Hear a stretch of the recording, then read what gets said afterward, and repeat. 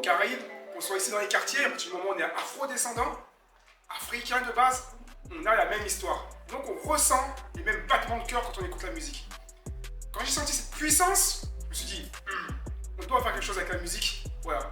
Non, je ne suis pas de la culture hip-hop, j'y connaissais pas grand-chose, je consommais, j'étais une grande consommatrice, donc je dansais et j'écoutais, mais j'ai jamais vu en fait tout le message qu'il y avait derrière.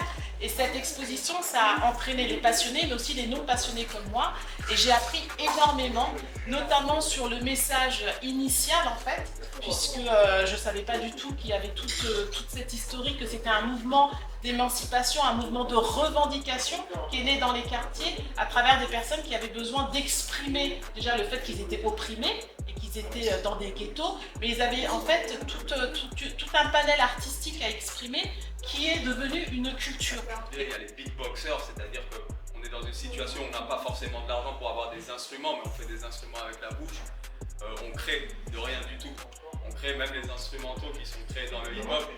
C'est fait avec des samples, avec des choses, parce qu'on n'avait pas forcément la possibilité d'avoir une orchestre, d'avoir des instruments. Avec tout ce génie de l'informatique, parce que c'est du verbe, c'est des essences, c'est-à-dire c'est du cœur. Et je pense que le monde entier mérite de découvrir ce cœur du hip-hop, cette danse. C'est à nous de faire du spectacle, c'est à nous de proposer du meilleur au monde. Et je pense qu'il y a du talent. Ça, franchement, il n'y a rien à dire. L'Amérique l'a prouvé, on peut prouver ça partout.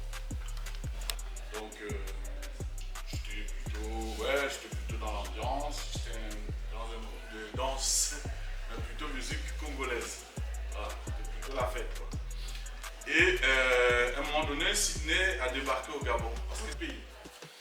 Et donc, on a vu ce phénomène-là. Les gens qui tournaient sur la tête, waouh! Donc, je suis tombé amoureux de l'hip-hop. Ou pas, on est ça et on vous en. Comme disait Aimé Césaire. Et comme dans tous nos combats, elles sont à la base. Donc leur rendre hommage avec 1, 2, 3, 4, 5 panneaux sur 24, j'avoue, c'est pas assez. Certains vont me dire c'est mieux que rien, mais c'est pas assez.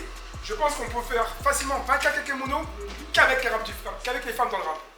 Large. Mais bon, mesdames, je vous laisse faire.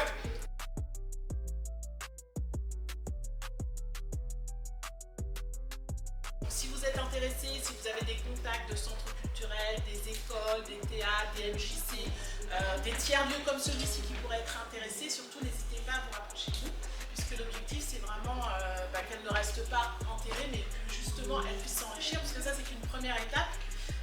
24 Kakemono, ça raconte pas toute l'histoire du hip-hop, elle est bien plus importante. Et donc pour qu'on puisse continuer, il va falloir